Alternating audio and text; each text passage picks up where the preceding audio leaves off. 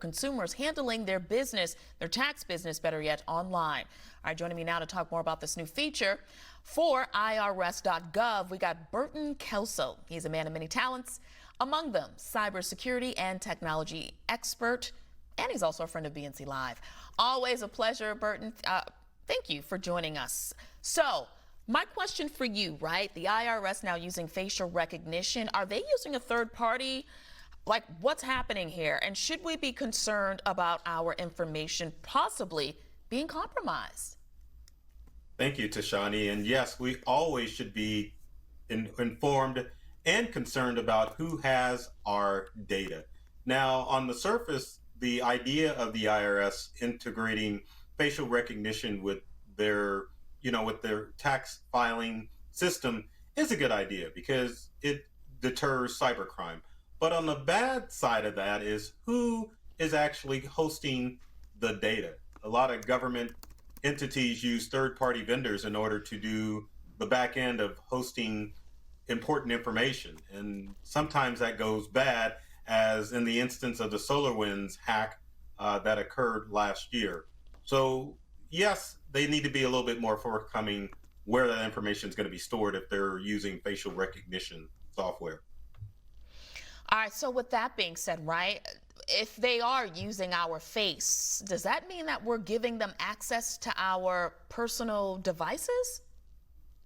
Yeah, well, no, Tashani, that doesn't mean that they're giving access to our personal devices, but adding facial recognition completes a profile of an individual. And actually, it's the information that cyber criminals want, because in the end, most cyber criminals just want access to our data so they can assume our identities and, in the instance of the IRS, maybe receive our refund as opposed to, the correct individual getting tax refund. So it opens up interesting scenario as to things that are going to be beneficial, and of course things that could go wrong, giving up information such as facial ID or even selfies that the IRS wants to use. Yeah, I mean, Burton, I just think about the fact that last year the IRS had their own data breach, right?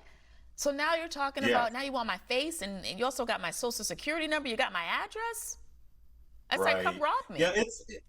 it's a catch-22 because, on like I said, on the positive side, it's definitely going to deter cyber criminals as far as the information they can get. And there's a ton of IRS scams, but I think the IRS needs to do a better job explaining to the general public how that information is going to be safe and secure, and how that information is not going to wind up in the hands of cyber criminals. Because now that they're collecting this information, you could be looking at a potential breach like the T-Mobile breach that occurred last year, where you've got millions of users who have their information sitting on the dark web or on the hands or in the hands of cyber criminals. Yeah, all right. So I kind of want to get away from all this gloom and doom, but I mean, it's real. We got to highlight it. Let's talk about some of the benefits of this new technology, Burton.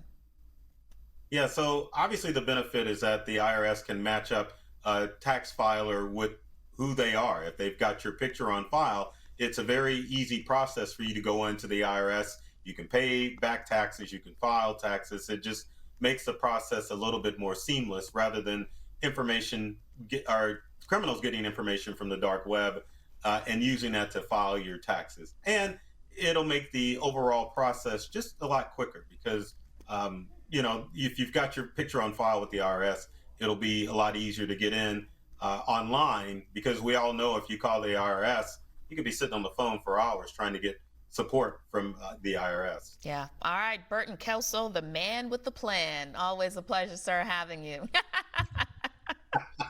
Have a good day, Burton. All right, BNC Live will be right back. Stay with us.